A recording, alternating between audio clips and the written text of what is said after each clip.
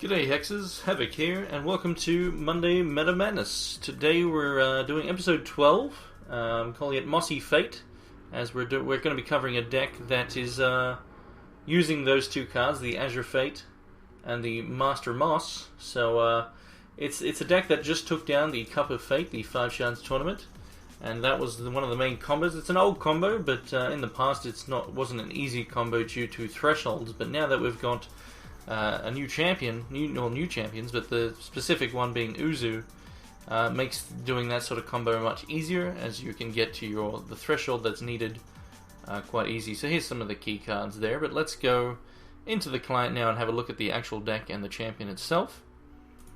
So let's get over there and take a look.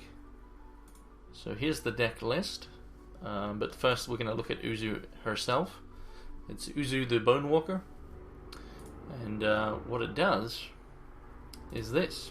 So for 4 charges, you can gain a threshold of your choice. So very good fixing. So once you've reached those 4 charges, either by playing 4 resources or other cards that give you charges, then you can get your threshold fixing quite early. So this basically enables the combo that is the Azure Fate and the Moss together very easily. In the past, it wasn't as easy to do, as you had to run, a lot more fixing, and it wasn't very consistent. Whereas now that we've got this charge power, it makes the deck a lot more consistent, or this combo more consistent anyway, and the deck overall. But yeah, so the main thing we got here now, the ruby is what you're generally going to be getting with the Uzu charge power, and that'll enable the gem here, which is when it enters play, deals damage equal to its damage to target opposing champion. And then the other socket being Spell Shield, being obviously very powerful. And what that enables is then the Master Moss can enter play, do 5 damage, get Spell Shield, and as you'll notice here is when it dies, it transforms into a Wrathwood Mossling, which is still a 4-cost troop. So, and then it says when it deals damage to an opposing champion. Now the key part here is that it doesn't say when this deals combat damage, it's just any source of damage.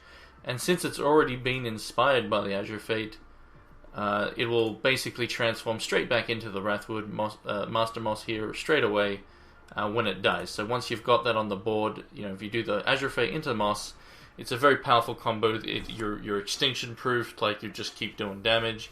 There's not a whole lot that deals with it, especially if you've then got, you've got to have the Spell Shield as well. So as long as you got those thresholds, it's a very tough combo to beat. Your opponent would basically just have to try and ignore it and try and race you in most cases.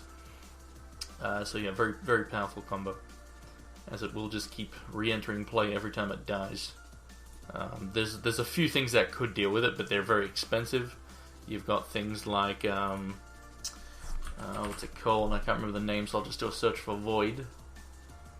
Obviously anything that targets won't work, so Solitary Exile, any of that stuff doesn't work. Spell Shield, so you need where is it? So one example is Purge, but again, 7 cost, very expensive, and not exactly something that's being run, but it is something that would work, definitely would work, but it's, not great, let's put it that way. There's probably other things, but yeah, so that's very powerful. And that's one of the main sources, one of the main win conditions in the deck. So the other stuff in the deck, let's have a look at all the cards now. So you'll notice that we have 9 Wild, 4 Sapphire, 4 Shards of Instinct, which is the Sapphire Wild Jewel Shard, 2 Shards of Savagery, which is the Ruby Wild one. Now 4 Shard Prisms, it's a new uncommon shard that we got in Primal Dawn, and it's simply gives you a resource, gives you a charge power. But then also later in the game you can, or even early in the game you can, but for 3 cost, for 3 resources you can discard it, gain a threshold of your choice, so more fixing, and then you also get to draw a card. So good for late game, because if you're flooding out, then you can just be like, alright, I want a different card, while also gaining a threshold, which may or may not be relevant. But just being able to basically discard it for a different card is great. So good for a late game, obviously. Another card we've got here that's new in Primal Dawn is Wellspring. I'm not a huge fan of this card. It does have some cute interactions in the deck, which I'll explain. So what it does is for XX, you can basically gain 0x. So you're gaining permanent resources, so you get a bit of ramp, and you also gain Wild Threshold. Now that's where the cute interactions can come into play, as the deck does run Eternal Sage. And Eternal Sage reads, for Wild, when you gain a Wild Threshold, target troop gets +3/+3 this turn. So if you were to use Wellspring, you're doing it for X, maybe let's say you're getting three resources or whatever, you're getting 3 Threshold as well. So then Sage will then be able to do 3 of these buffs wherever he likes. So that's a cute interaction. It is a bit of ramp. Personally, I would not run this in this deck. I've got some changes that I will make, but I'm just showing it off as it is, as it was run, as Enema created it. Let's actually get rid of these here. So it's a card that I'm not a huge fan of, to put it simply. So yeah, then we got Howling Brave, which is obviously a very good 1-drop with your ability to ramp there. Well, we all should be familiar with that one at this point. Same with Chlorophilia, another ramp card here, making sure you're getting those thresholds. Also very important for Crocosaur, as Crocosaur is 3 wild threshold. But so yeah, Chlorophilia, again, another one people should be familiar with. Getting a wild shot out of your deck, which is nice. Get that basically thinning out your deck. So yeah, that's a nice 2-drop. Eye of Creation here. Most people will be familiar with this from the Ruby Wild decks from in the past. So 3x, reveal the top X cards of your deck. Put each revealed troop into play. Put the remaining cards into your deck. Pretty powerful, but it's okay in this deck, but the deck doesn't run things like Puck, which, I understand why, because it doesn't have really... it has a decent amount of 5+ troops. So Puck is an alternative that I would consider. I would probably change a few other things as well, but I would probably consider doing Puck over Wellspring, just because it is a very threatening troop. And it would make this easier to run, but I probably wouldn't also run this in this deck myself. But yeah, Eye of Creation there with the Artisanal Cheese Smythe, however you want to say it. So he's just a lethal 2/3 that makes cheese at the start of your turn, and then he's also, when he deals damage to an opposing champion, the cheeses in your hand will get cost -1, which I can't show all the cheeses, but there's like a big troop for 10 cost. There's a 6 cost one, a Kraken Barrel, I think it's called, that you can get something from a crypt and put it into your hand. And then there's another one that's like a heal, 1 heal every turn. Some of them are alright, but yeah, it's basically just free card advantage. So it's just a very good lethal troop at early game. So decent. Obviously not good against flyers, but that's fine. We've got Succulent Cluckodon, obviously a very good, normally seen in sideboards in most wild decks. This one's running at main deck, as it does combo with the Azure Fate, but also the heal is just very nice. Gaining 4, and then also being able to eat 1-drop troops is good. So there's 3 of those. And then we obviously got the Azure Fate and the Moss, as we saw. 4 Crocosaurs, which is just, it's a very good card. If you're running wild, you're generally going to have this in your deck, even if it's in your just reserves. Just very powerful, obviously. And then we've got the Eternal Sage, which we looked at before. So now the interesting thing with Sage is that if you've already got all the thresholds, and you've got your charged power ready, you can save your charged power for whichever effect is going to help you the most. So let's say you want to exhaust a troop, use the Sapphire effect here.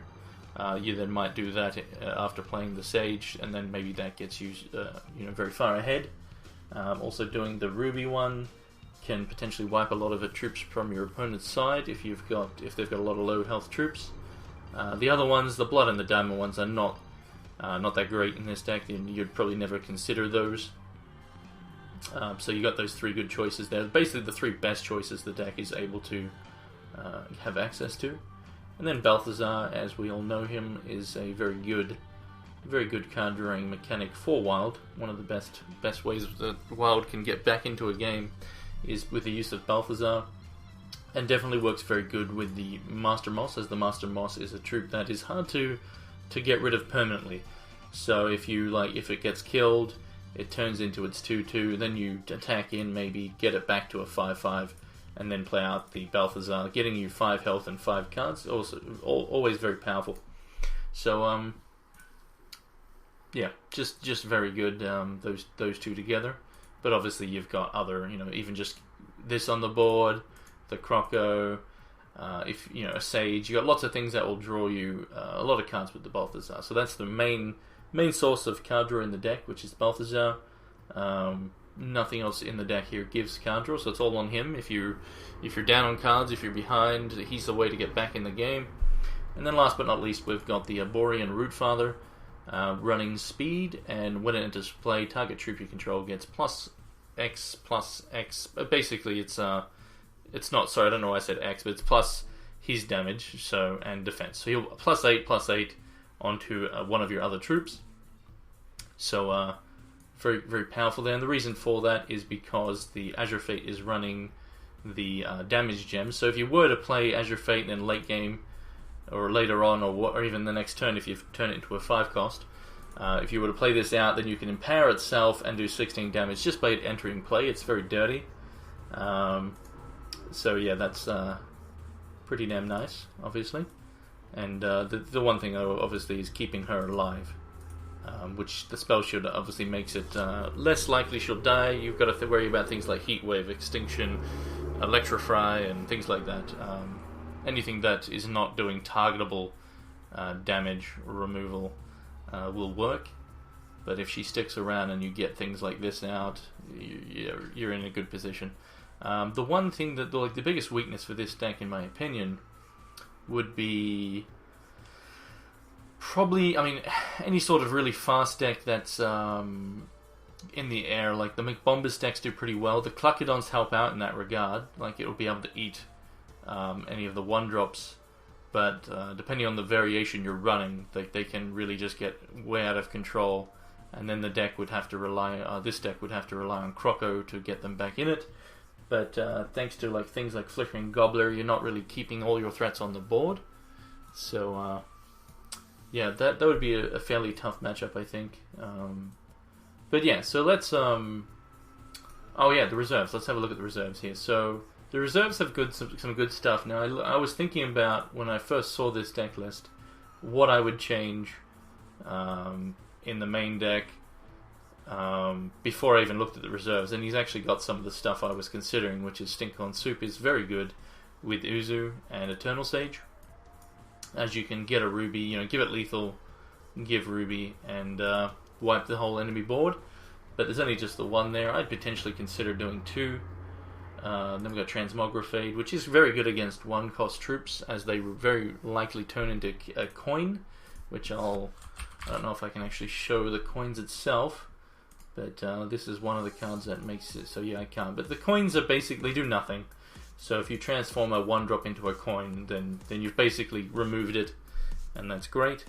But yeah, the good thing about Transmogrifade is that in most scenarios, you're going to be using it on something that is a big pain in the butt. And then you're going to turn it into something else, and it can turn into something better.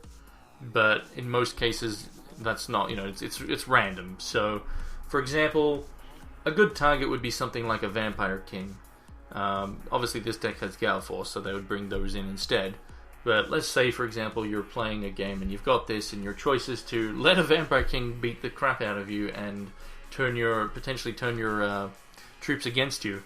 Or you transform it into something else, and it's probably, it'll be a 3-drop, probably something like that doesn't matter. Maybe it'll still be able to do damage, but you've dealt with your opponent's main goal of getting ahead with vampires, and you get rid of the flyer in most cases. So if you're a deck that's also in the air, getting rid of the flyer to then likely turn it into something that's not a flyer, you have to be careful what you do use it on, though. 1-drops are very safe to use this on. As you're in most cases are going to hit one of these coins here, which I can't show you specifically. You could also hit things like Forge of Kadok, which would be good for your opponent if they are like a ramp deck, because if they get that, well, then they've just got this free ramp every turn. But it's not the worst. It probably is, I guess, the worst thing you could turn a 1-drop into. but it'd still be okay. Like, it's still not a threat itself. But yeah, so that's Transmogrifade. Pretty good card, but you have to be careful with it. So Carnosaur, we all know that one, 2/2, that can battle, and when a troop does battle, you gain health, so that's nice. Obviously Gale Force, the Primal Dawn card with Empower, so you can do 2 damage to each troop with Flight, or if you empower it, you can do for 4 cost, you can do 4 damage to each troop with Flight, so very nice sideboard card. Another Eye of Creation here in the side, which surprises me, because the deck, while it has decent ramp in Braves and the Chloro and then Wellspring as well as a couple of, I still don't think it's really enough ramp to warrant running Eye of Creation. But against certain decks, Eye of Creation is a good card to have, so you know, I wouldn't run it main deck. I would probably just put 2 in reserves, but I haven't ran the deck yet, so well, that's just my initial thoughts. But you know, if it was running Puck, which the deck can be tuned to run Puck for sure, then Eye of Creation becomes better, as you can cast it a lot sooner for a lot more and have more use out of it. But yeah, and then there's another Cluckadon, 2 Chompersaurs, which is a good anti-artifact or constant card, and you also gain health equal to the destroyed card's cost. So if you're destroying something like let's say a Heart of Fire, for example, so your opponent's got this out there, it's one of their main cards that is there to combo off of, as it is a very good combo card. You can then eat that with a Chompersaur. So Chompersaur is a good option. It's also another, you know, being a 5 cost, it is something that will get inspired as well by the Azure Fate. And then we got a 1-of Mass Polymorph Dingler, which is obviously just really, you know, one of the best removals in the game, as it affects the hand and the board. So that's very nice. So that's the sideboard. Now again, I will go over what I will change, but first I'm going to jump into a game. I'm just going to do, let's just do a random opponent here. So where's the deck? What did I call it? Mossy Fate. So we'll see how long this takes. Maybe I'll just do it quickly against the AI. But oh, there we go. That was very quick. So we'll jump into a game here. So again, the main win conditions of the deck obviously are the Spell Shield and Damage Gem. Just being applied to all your troops is obviously very good value. And then after the game, you know, we'll see how this goes. We're against a Palamedes deck, so I'm not too sure what he's going to be running. Could be a bunch of floobs.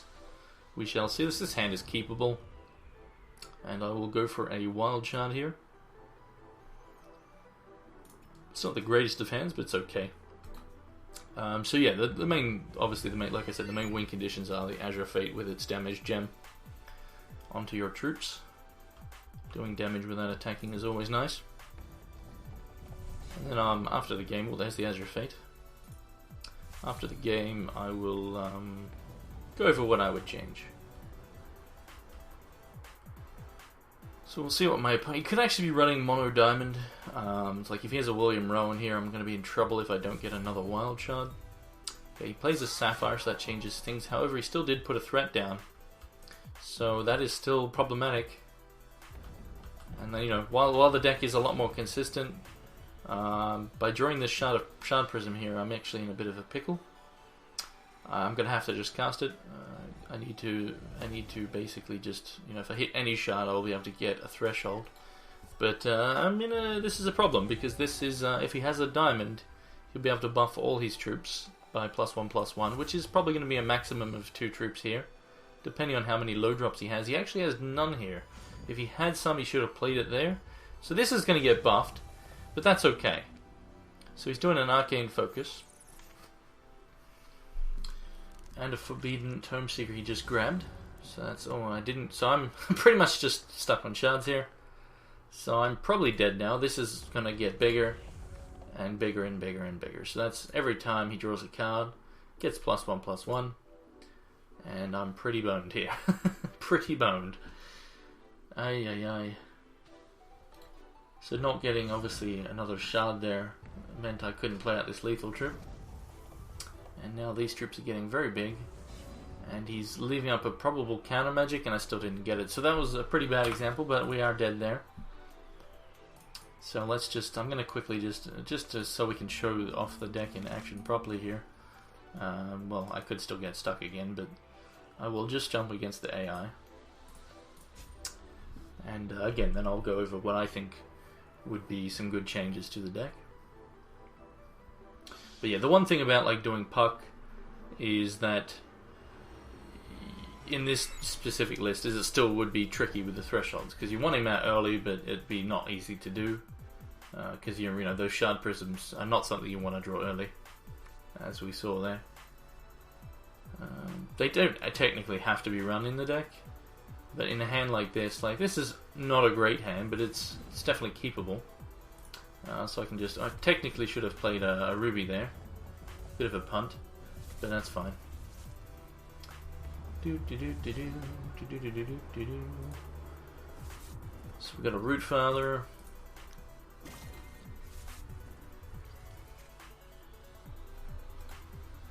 But yeah, I'll definitely play the Shard of Savagery here, and then probably just cycle the Root Father. It is just a one-of in this deck. Well, there's a nice draw. So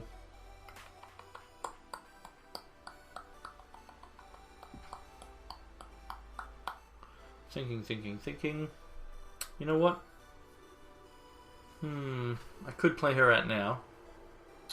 And I will. I think it's, yeah, there's no point wasting my turn not playing her. So again, now this is where the Uzu comes in. We can get the Sapphire because we're needing a Sapphire. We've got the Ruby from this.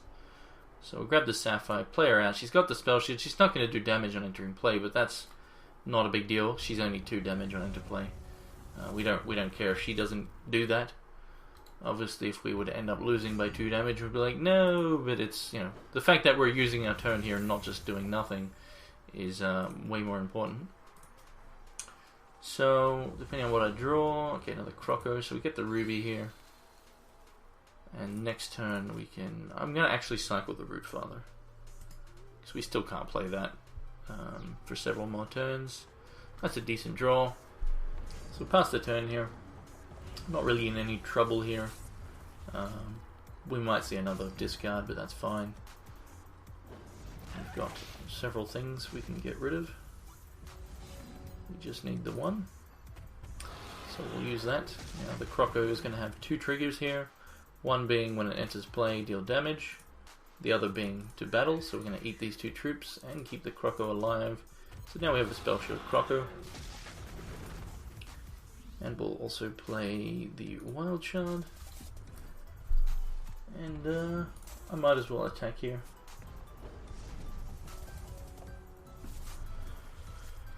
Alright, so what is the AI going to do? A Cunning Skullcaster, so there's nothing of importance. So I've got an Eye of Creation, and yeah, just for a bit of fun, let's cast it. It's for 3, it's not too bad. And we hit actually a very good target there. The main one being the Master Moss. And that's mainly what I wanted to show. So that's great. Now I hope to see an extinction from the computer. That would be great. So while I could attack here, I'm just going to pass the turn, see what the AI will do. But yeah, we've got the combo happening here. This is the main, one of the main, very resilient win conditions for the deck. Is it's just once it's there. This is extremely hard to actually get rid of. So if you've got big troops and you want to attack in, this is just can block and just it blocks everything and doesn't matter. It doesn't care if it dies. So if you've got a 20/20, if it doesn't have crush or evasion of some sort, this is just going to block it every single time and do damage while it does so. So very dirty. I'm just gonna. Oops! I actually just played. Oh, okay. Well, looks like we've killed the computer there. I was gonna wait, but I guess this. I don't know if it runs extinction here. Looks like I just froze the game as well. But yeah, so those 2 being the most, just again, as I said, very resilient, because even if an extinction came down, you'd lose this, and this in this case, but this would die, would then turn into that little mossling here, which would still have its these gems. It'd still have those on them, those effects. And so what would happen is it would do that 2 damage from entering play again, because it re-enters play. It goes to the crypt, re-enters play as the mossling, does 2 damage, and then it will transform straight back into a moss. and it has to be dealt with again, which, again, like I said, without things like Purge and stuff like that, stuff that isn't targeted and can void, because you need to void it, basically. Yeah, very tough to deal with. So we have Frozen there. Let's just quit out. Now let's go back to the deck manager here. The collection, the deck builder. And I will just, because like I said, there's a few things I don't like, and there's some more threats we can do with the deck. Obviously, a very prevalent card in the meta at the moment is the Runier. Yeah, Reg Quit, Reg Quit. How you going there, buddy? So the deck's not running Runier, which I think it should be, because a deck that's running Wild, that's also running Howling Brave, in my opinion, should run this, because it's just, you've got that potential for a turn 2 Runier play, which is very strong. So it just gives you another really good threat. Now, you don't get the Spell Shield on him, which is obviously nice, but we do get something equally as good. It does mean it can be removed, but that's fine.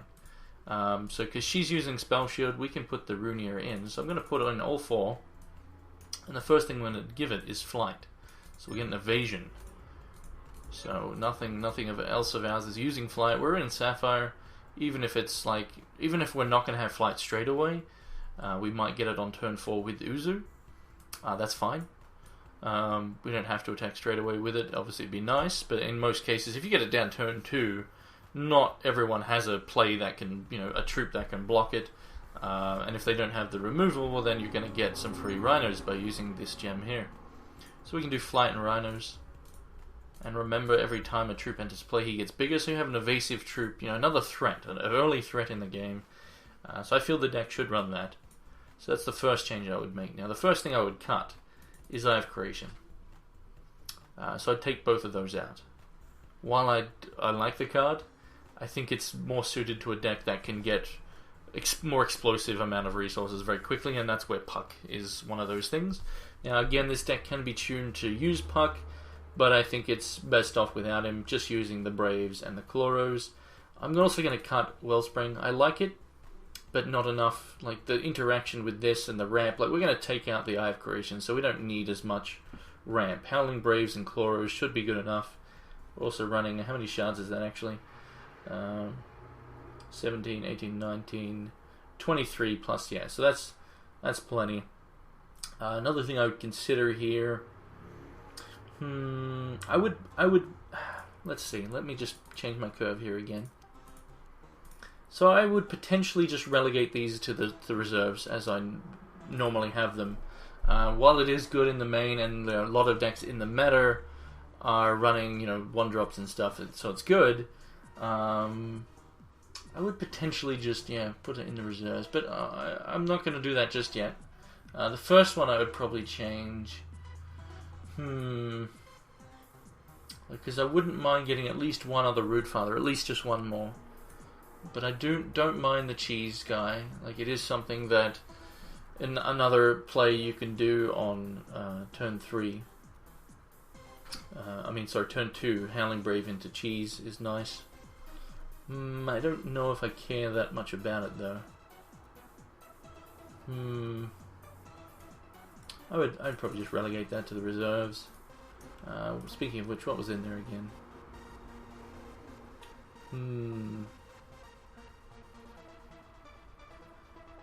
Let's just put those in there for now. So how can we tweak this here? I've got a lot of ideas. Some of them I will probably just keep to myself. But there's some interesting stuff you can do.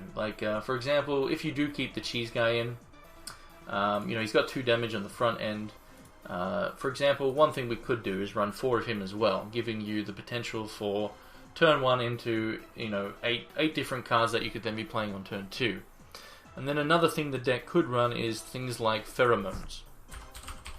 And now where that actually works nice is Pheromones makes it so a target troop you control gets opposing troops must block it if they're able. So now where that can work nice is if you're the aggressor, which if we tune the deck to be so, well then that's great. If you're the aggressor and your opponent's bringing out blockers and whatnot, or threats of their own that they don't want to block with, you could, for example, do it on a Moss, especially a Moss that's been inspired. if you've got that trigger, then you want it to die. So not only could you then pheromones and potentially kill, maybe you kill, just say you just kill one thing. It dies, it comes back, it gets triggered again, and that's beautiful. But the main part where it'd be good is Eternal Sage, giving the buff onto, say, your cheese guy, or even onto a moss, just pretty much anything. Make it bigger and then do the pheromones is something that could be decent.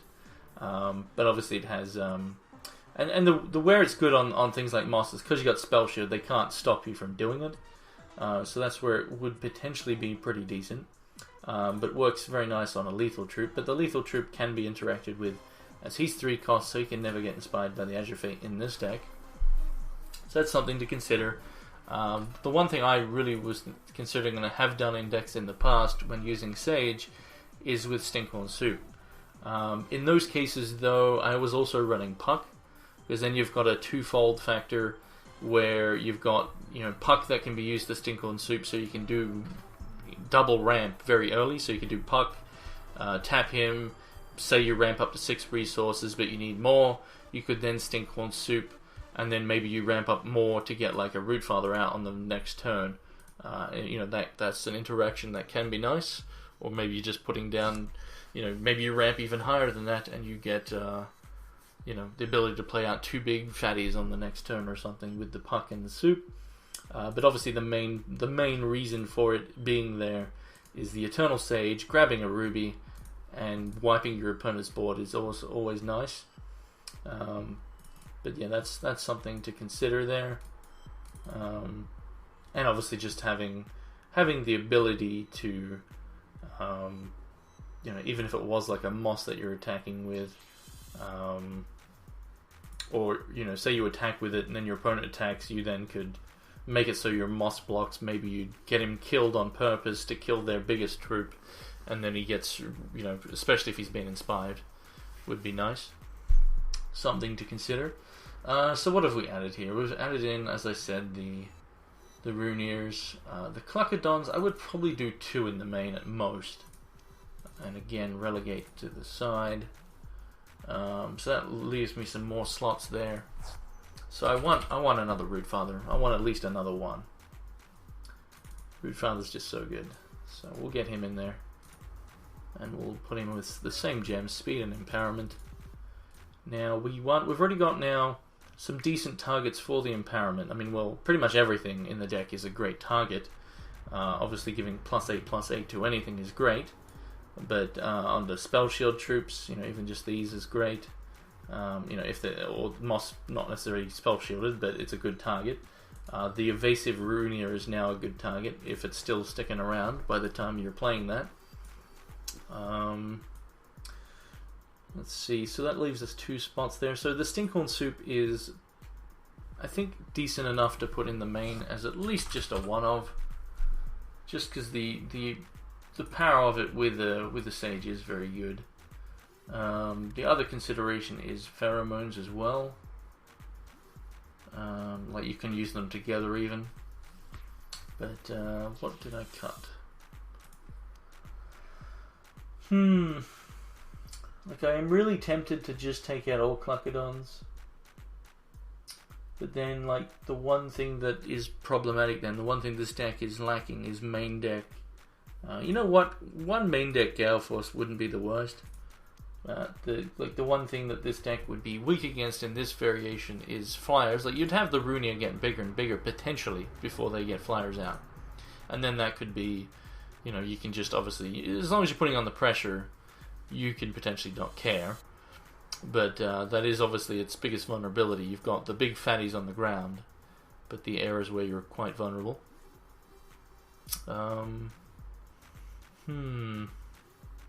Another thing this deck could do as well, it would mean changing it quite a bit, but it could use things like Mirror Knight as a different source of card draw for early.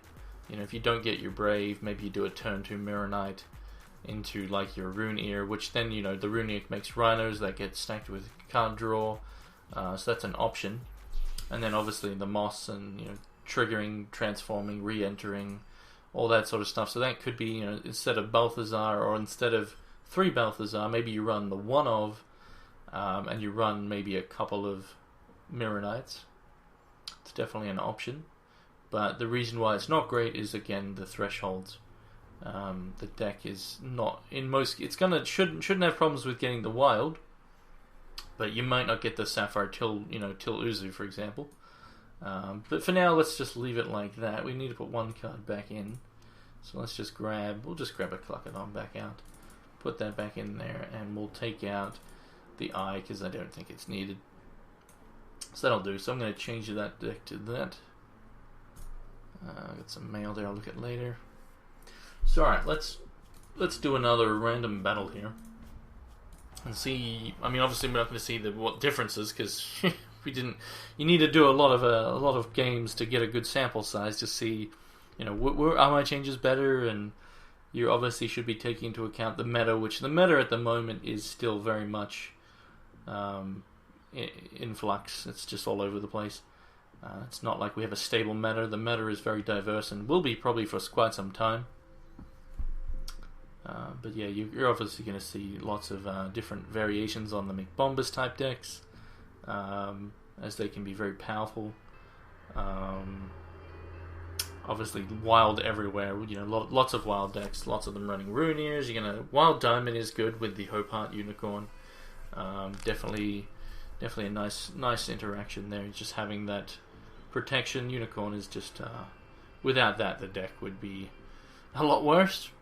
But those damn high Infinitrix being protected is pretty dirty. So we found an opponent here, so let's see how this potentially works. So against Chemosh. Play first. So let's see if we can get that Brave into a Runeer or something nice. And we get a Runeer, but no Brave, sadly. This hand would have been fantastic with it. Would have been a very, very good hand, as we've got. I mean, this is still good. As we've got the Sapphire, we've got pretty much all thresholds now. We can do, so this is pretty good. It's pretty good. Pretty good hand. Can't complain. It's not going to be as fast as I would have liked, and we're potentially against a fast deck. Now, he's done a Jewel Shard, so no 1-drop. So that's good. I'm sure he'll have removal for this. So we'll just grab a Wild with that. So the good thing here is that next turn I can play that. He'll then very likely remove it. Now I'm expecting, you know what, he could be doing William Rowan, but it's very likely a shift deck. So Ruby Diamond shift deck, I would imagine. So Voice of the Ashwood, okay. Alrighty. So we'll play out the Runeer. So he's going to be flying. But this is potentially a pretty big problem. As I don't want to block it, but I probably should, but I don't want to. But I'm probably not going to get the option. Because this is very likely dying. He'll probably have a burn. When you're running something like this, you need ways to make sure it hits in, right? So he's got some early removal. Not as early as I thought, was expecting. But it will work. And he's going to be able to play a 2-drop if he has it. Doesn't have it though, so... I'll just play a Wild here. Get the Ruby so we can do at least 2 damage with this Azure Fate. And next turn I've got the thresholds for Croco, so if he does play out another threat, which is expected. So this is actually a big problem for him. Because of the fact that it's Spell Shield. I mean, I'm obviously not going to block this. He can charge power it if he plays a troop first, then very likely play another troop. But the thing is, because he's playing multiple troops, and the Croco will have Spell Shield, I mean that's very bad for him. So he's going to be able to do 4 damage here, which is nice. But Croco is going to deal with his board state. So depends on what else he plays out here. To put it simply, it's an Angel of Dawn, so that's pretty dirty, but it is something we can deal with. Thankfully we've got the Croco. The rest of the hand is not doing a whole lot. So, this is actually quite troublesome because I don't want him giving speed to things. I don't want him having a flyer, and I don't want him having this Voice of the Ashwood. So I kind of need to just kill probably the Angel and the Voice.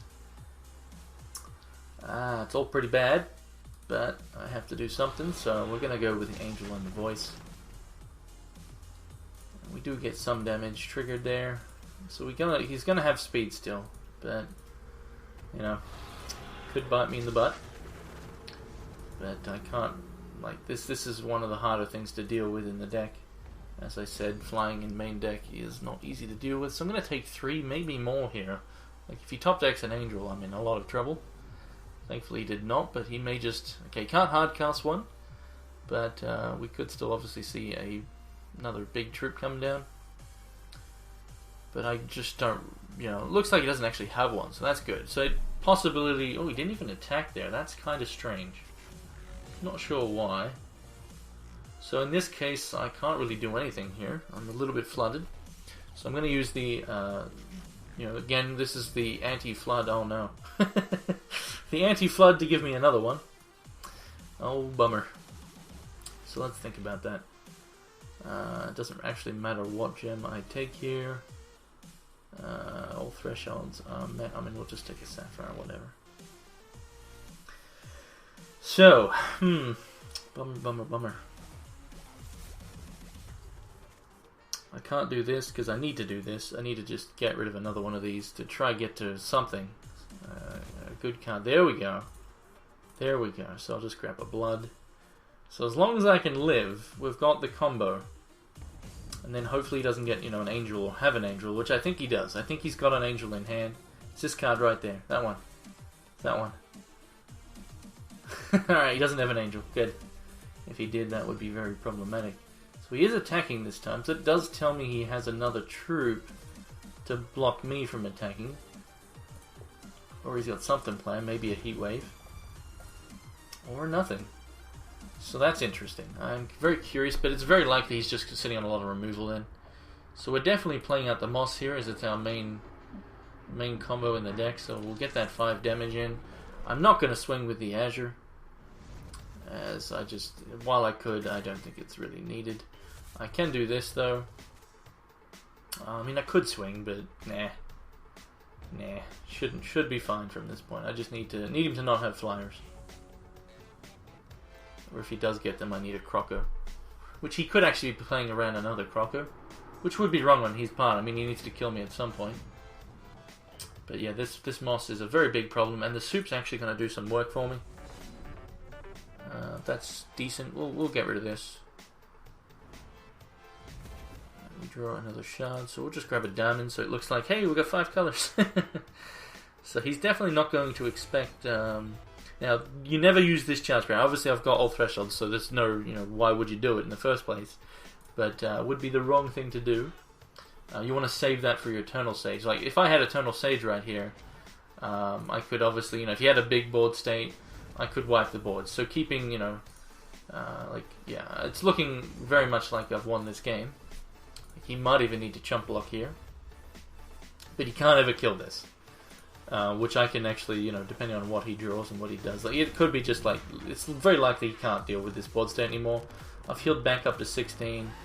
He hasn't done anything for several turns, so very likely he's got cards that are dead because of Spell Shield. So he does a Cosmic Shaman, so he's going to get some life and he's going to get some damage in. So that's pretty good. That definitely helps him. Definitely helps him. But yeah, if I was to draw... Let's see, I've got 9, 10, 11. So I've got Fatal. If I draw Eternal Sage, I get to do that combo. So we'll see.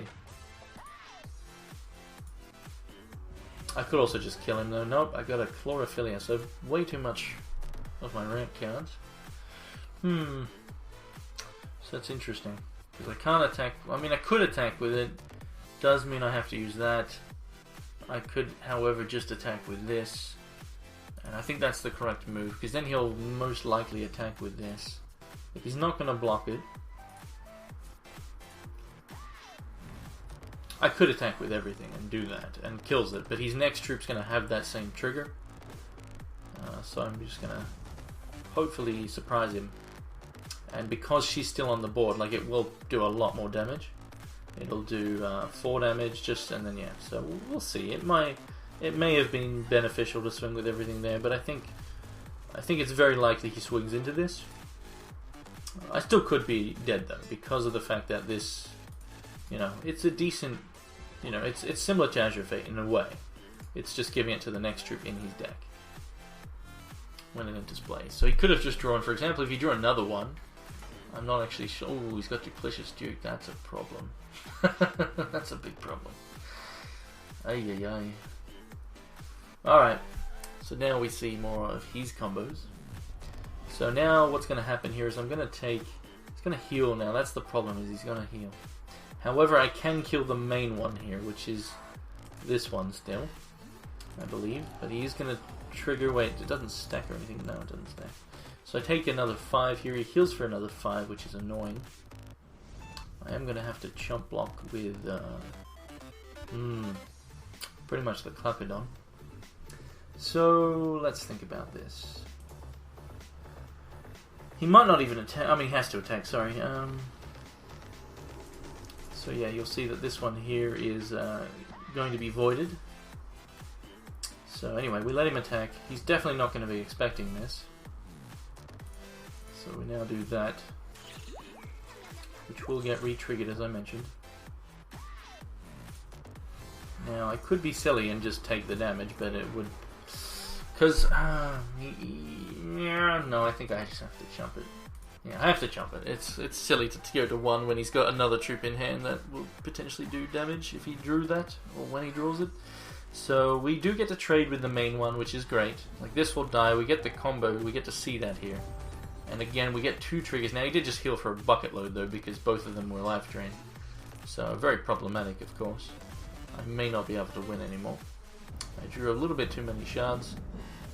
But depending on his hand and what I draw and all that, could potentially still turn around. There we go, that's some more heals. That's actually very good. So, you know, as you can see here, it's got 2 of the triggers now. So we're just going to swing with the Moss again. The heal may just, you know, if he has another one of those guys, though, I'm in trouble. Especially if it's stacked. So he's going to chump there.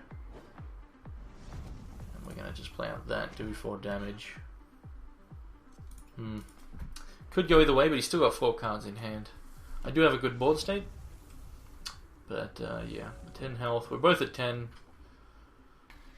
And he's playing another Duke, which is the Duke with the life drain and the damage. So that's going to get him a little bit of health here. It's going to give him the, you know, 2 head. Wait, why did that do... Oh, it's got stacked on... Oh, right, because the... Yeah, that's a pretty cool combination, actually. Wait, why is it... Oh, yeah, that's a problem. So I almost died to that. Obviously, I can block there, but again, he's back to 20 health. That's a nice nice combo. One thing I forgot to mention is the fact that obviously when it gets copied, you know, it enters play, the second copy will do that trigger again. And that's why he had the double stacking effect there. And I'm at 2 health, so I'm pretty much dead. I cannot win anymore. He's healed way too much. And that is the game. Like, I drew another shard, so that's obviously not helpful. So yeah. Yep. May as well just pass the turn, doesn't really matter. Why is this so big? Like, this is weird. Like, she's, like, tiny. Like, the card is, like, not sitting on the board the same as the other cards, as you can see there. That's a bit strange. He's like, I'm the big guy. I'm the focus. I don't know, that's strange. So yeah, he does have another one. So obviously I was dead. I knew it was very unlikely he wouldn't be able to finish me there. So I'm drawing a bit too many shards there. But that's a nice combo. I do like that. Cosmic Shaman, it is expensive at 6 cost in a deck without ramp. But, you know, once you get that going, pretty damn dirty. As, you know, he'll just keep getting all that good stuff. But yeah, he's pretty big. Egg on their fridge? What? Inspired Is that... What? Doesn't make him bigger. Anyway, so we died there. So let's go back again and look at the deck. The more inspired a card, the bigger it becomes. Is that actually a thing, or are you just talking out your butt? If that's something they've added and I've never noticed, well, that's interesting, but I don't know about that, man. Don't know. That would be funny, though, because then if you just mucked around, you're stacking, then yeah, you would... I mean, I got super flooded there, Chemo, but yeah, no, I like that. I've seen it before, and I do like it. Obviously, Duke on that card is very nice. But yeah. This deck, doesn't actually have many great ways in the main deck to deal with that stuff. Reserves-wise, nothing great as well. Mass Poly would be the best bet, but it's expensive. Transmograph Fade actually would be decent against that combo. Because then when they shift the Duke power, you just say nope and transform it into some random floobs. So what's this? That card's holy something, so many double lands? What? So yeah, that was some of the, didn't get the Runeer to do anything. But obviously just having another threat is good. So obviously the one thing the deck is still lacking is just better interactions at the moment, which again we can get more in the reserves. So Transmograph would be decent. The Stinkhorn Soup against that type of deck isn't that great because of the interplay effects. So while you can wipe their board after they've committed to the board, the potential to do that is not going to do a whole lot if they've just, because it's also when they die. Let me actually bring up the Shaman there. So the Cosmic Shaman, when he enters play, he gets the gems to the next troop in the deck. And then the same thing happens when he dies. Now, it does say when he dies, so with the Duke, it voids the troop, so luckily it's not doing it even more, because that would be bonkers. At least it shouldn't be. But yeah, it's a nice, definitely nice. And with the life drain, obviously, as you saw, even though I was getting him low, he'd go back up, get him low again, goes back up. So that was a bit of a pain in the butt. And there's really... The only thing that would have helped me more there is probably having a second Azure Fate would have maybe done it. Like an early second Azure Fate would have been good. Getting Balthazar actually would have been good as well. Obviously, Rootfather, seeing him would have been good. So these are probably the main two things that would have been very helpful in that matchup. But yeah, so Transmograph would be a good card against that though, because it's very cheap, and he's doing obviously a very nasty combo. You might take the first lot of damage from the if he's got the Duke, or you're waiting for the Duke, you could let the Cosmic... I mean, the problem is, of course, is that it's still giving the gems to the next troop in the deck, and yeah. If you could find a sack engine, you could sack the copy. Yeah, no, that would be definitely kill. But then you would probably... I mean, isn't there an artifact that does it? Like, something was added in Primal Dawn. I could be wrong. Let's have a look. I'm possibly wrong. I'm pretty sure I've heard people talking about it, like a sack effect in artifacts or something. I haven't really looked into it myself. I haven't done a whole lot of... That's a random... Oh wait, no, that's not random, but it's at the start of turn, so that doesn't help. So that's probably what people have been talking about, this thing, the Shrine of Zinglagriash, or whatever the floobs you want to call him. But anyway, so... Yeah. So while that combo is very strong, the deck still has definitely some weaknesses, of course. This is even without my changes, it still has a somewhat lack of interaction. You're trying to be the aggressor. In that case, I got a little flooded. But then reserves, with Gale Force, against any flyers, that's good. Transmograph is what I would bring in there against that deck. The Mass Poly in this deck is probably too expensive, honestly. But it is sometimes just the only answer you've got, and it does have a decent amount of RAM. So I mean, it's yeah, probably enough. It's just very likely. The meta is very fast, so I'm iffy about Mass Poly in this meta. So yeah, has anyone got any questions you would like to ask, either in chat right now, or if you're watching this on YouTube, feel free to comment below with any questions, or maybe you've got some things that you think would be good in this deck. Feel free to comment with those also. So yeah, that's pretty much the deck there. And that was the one that took down the Cup of Fate. Now what we're going to do here real quick, I have to load it up. I'm going to load up Hex Meta, and I'll just show you some of basically the top 8 lists that was in the Cup of Fate. I'll have a quick look here if I can get this loaded. Why don't you do the standard spell sheet in Hierophant? Because the Azure Fate is doing that.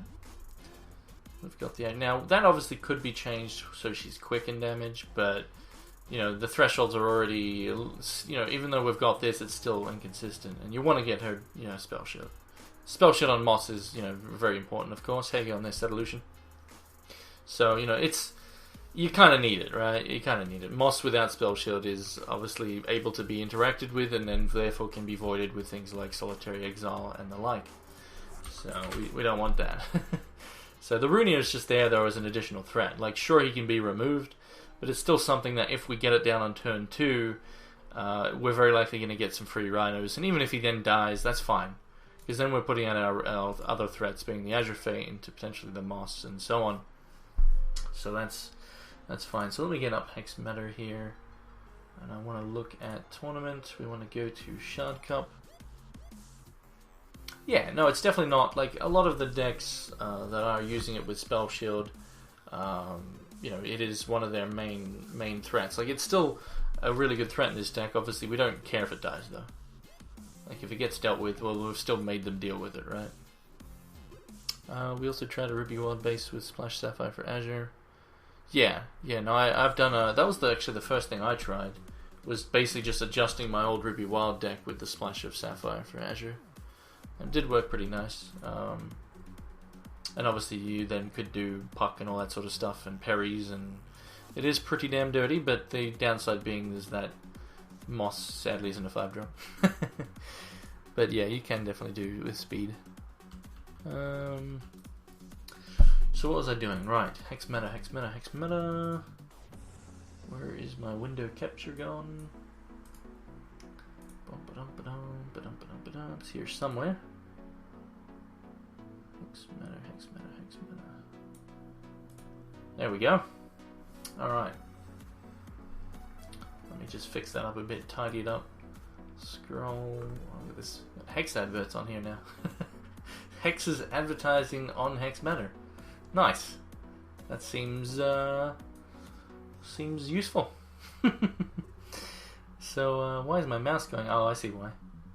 Let me adjust the screen size, I guess. There we go. So now we can see more. Let's get rid of the advert. Alright. Position, center. Alright. So these are the decks from the cup of the Shard Cup. Now we don't want to see. We want to see, I guess, decks with at least 6 wins. No, 5. What? What did I just do? Why is it showing me? That's strange. Alright, so we'll just look at the ones with... Nope, that didn't work either. What is it doing? Alright, we're just going to click that. There we go. So wait, this is Shard Cup? Why is it showing Xantosh? Did Xantosh win it? I'm confused. I guess he did, and I thought Enema did? I have no idea. Whatever. So, somebody won it. Either way, there's the list here. So that's what he was running, as obviously that's what we looked at the start of the show. So that was the main deck. So now obviously it's Blood Diamond, but yeah, if you were to cheat her into play with that card, battle something, kill it, then you just steal it straight away. It is pretty sweet.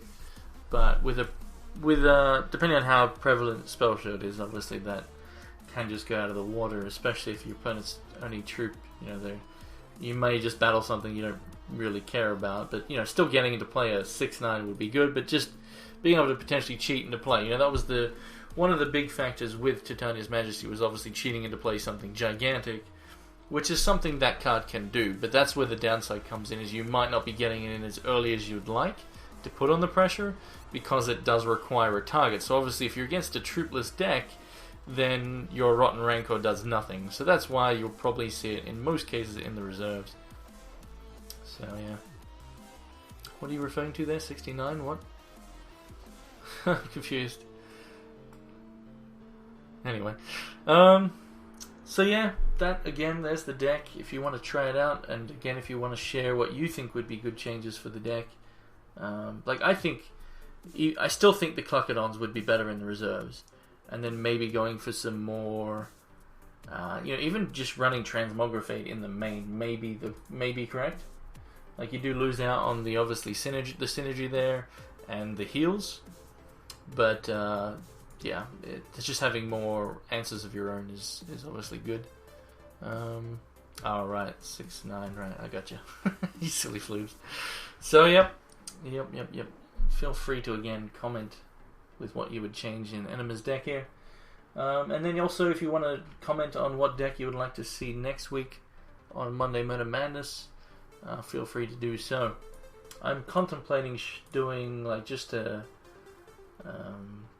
going back through old decks, and for example, my old Thunder Struck deck that I covered, I think it was like episode 9, has had some very nice changes. I ran it during the FiveShards Weekly, but this deck definitely did get a lot better with the addition of Primal Dawn. So if you're familiar with this deck from episode 9, here's some of the stuff that I've changed, and it works very well. Like, just having additional prophecy is super good, because then you've got more likelihood of stacking effects. You could do Lanapur's Sight into Elder, or you've already got the Seer and the Elder together, which is really great to stack onto one card. But then just giving more prophecy, which also works. Now, the reason why this worked really well is the fact that you're doing a troop, a resource, and an action. So if you hit it on a Gobbler, well, now you've got a 2-cost, draw a card, deal some damage that you can keep doing every turn to draw more cards. So if you Lanapur's Sight that, you're laughing, you love it, provided it doesn't get answered, of course. Same with combat training, as it is a recurring action, provided your troop doesn't get stopped. If you get card draw on this and copy, well, then you're just super laughing if you get card draw and copy. But yeah, and then Phoenix is also another one. If you get the card draw effect from the Lanapur's Sight, as it is a recurring troop, you can potentially get 2 cards out of it. So it has a lot of stuff going for it there in that regards. But yeah, that is pretty much it for today's episode. And I probably won't cover this deck specifically, since it's just some upgrades for the maybe I'll do in the future, like I said, an upgrade video or something that goes and looks at the decks I've covered so far and ways to upgrade them. But this is what you can do for that one. So Transmogrifate is definitely something I've actually considered putting in the main. It is again really good against decks that are just going like stacking a whole bunch of effects on one card, or like for example Grace of Tiernos people are using in Wild Diamond. If they use it on Spell Shield, well, you're boned, but that's where Zigman's Game can help, but not a whole lot. Yeah. Anyway, so that's pretty much it. So let me see. So you want to see the deck? Can you show Yotl Heart of Fire? Yeah, I was thinking of doing that. I mean, I already covered in, I can't remember what episode number it was, but I did already cover obviously the Mono Ruby version. In like just a going back through old decks, and for example, my old Thunder Struck deck that I covered, I think it was like episode 9, has had some very nice changes. I ran it during the FiveShards Weekly, but this deck definitely did get a lot better with the addition of Primal Dawn. So if you're familiar with this deck from episode 9, here's some of the stuff that I've changed, and it works very well. Like, just having additional prophecy is super good, because then you've got more likelihood of stacking effects. You could do Lanapur's Sight into Elder, or you've already got the Seer and the Elder together, which is really great to stack onto one card. But then just giving more prophecy, which also works. Now, the reason why this worked really well is the fact that you're doing a troop, a resource, and an action. So if you hit it on a Gobbler, well, now you've got a 2-cost, draw a card, deal some damage that you can keep doing every turn to draw more cards. So if you Lanapur's Sight that, you're laughing, you love it, provided it doesn't get answered, of course. Same with combat training, as it is a recurring action, provided your troop doesn't get stopped. If you get card draw on this and copy, well, then you're just super laughing if you get card draw and copy. But yeah, and then Phoenix is also another one. If you get the card draw effect from the Lanapur's Sight, as it is a recurring troop, you can potentially get 2 cards out of it. So it has a lot of stuff going for it there in that regards. But yeah, that is pretty much it for today's episode. And I probably won't cover this deck specifically, since it's just some upgrades for the maybe I'll do in the future I'll do it, like I said, an upgrade video or something that goes and looks at the decks I've covered so far and ways to upgrade them. But this is what you can do for that one. So Transmography is definitely something I've actually considered putting in the main. It is again really good against decks that are just going stacking a whole bunch of effects on one card, or like for example Grace of Tiernos people are using in Wild Diamond. If they use it on Spell Shield, well, you're boned, but that's where Zigman's Game can help, but not a whole lot. Yeah. Anyway, so that's pretty much it. So let me see. So you want to see the deck? Can you show Yotl Heart of Fire? Yeah, I was thinking of doing that. I mean, I already covered I can't remember what episode number it was, but I did already cover, obviously, the Mono Ruby version of the Fury Chant stuff when Fury Chant was 1 cost. Obviously, doing the Blood Champion, and you can modify it to make it better, basically, to make it so it's more viable. Since this version is still viable in my opinion, it just against all the life gain decks and stuff, it definitely can not work. And with sideboard, then if they bring in any Wind of Change, for example, can be obviously devastating if you're going too heavy on your constants. So Yeti, what did you want to see? Can you show the deck you played again? Did you want to see the one I covered today? That was Enema's deck, which you can go check it out on hexmeta.com. It is, where is it? Mossy Fate is what I called it. So there it is again. At the bottom there's Balthazar and Rootfather. But this is with my changes, or some of my changes anyway.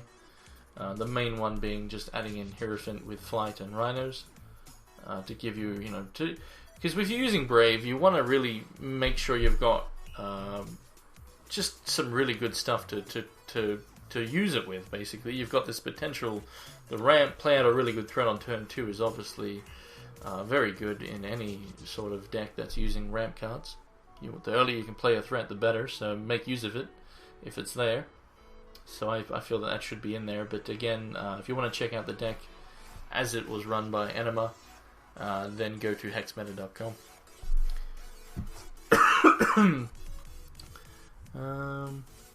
Tiernos Grace onto Voice of the Asher and Offend to be very strong. That's pretty cool.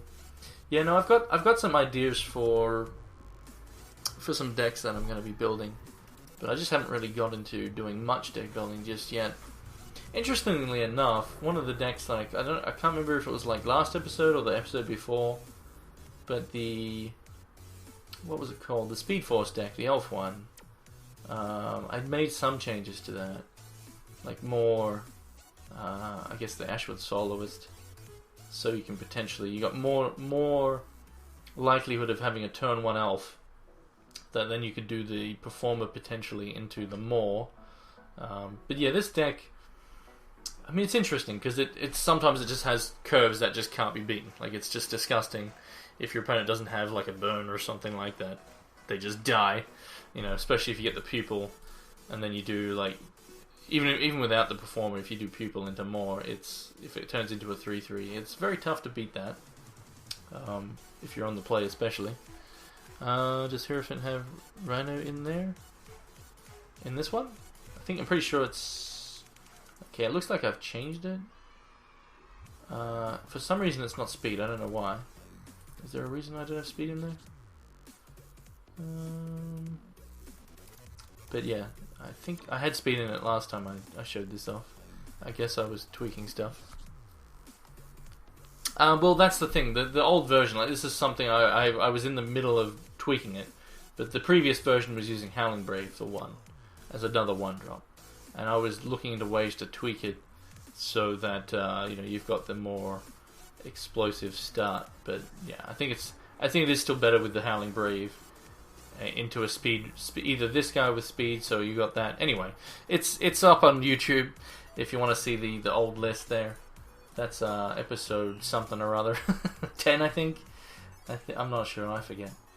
But it's very explosive when you get the right curve. But again, it's another one of those decks that doesn't have a whole lot of interaction with your opponent. You're the one, you're obviously being the aggressor, trying to be. So yeah, I've been adjusting also. I'll quickly just have a quick show of this. That's just no, that's not it. Never mind. I was doing a Ruby Wild deck for my arena deck.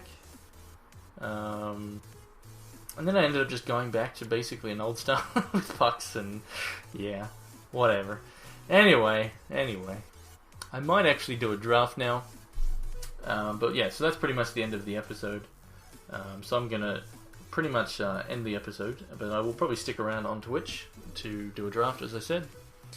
We'll see. So let me put this up here. I'll say again, thanks for watching. Please comment on YouTube with your thoughts on what you would change to Enemies deck there, or also what you would like to see next week covered. But yeah, that's pretty much it. So I'm gonna go get a drink, and then I'll be back to do a draft or something.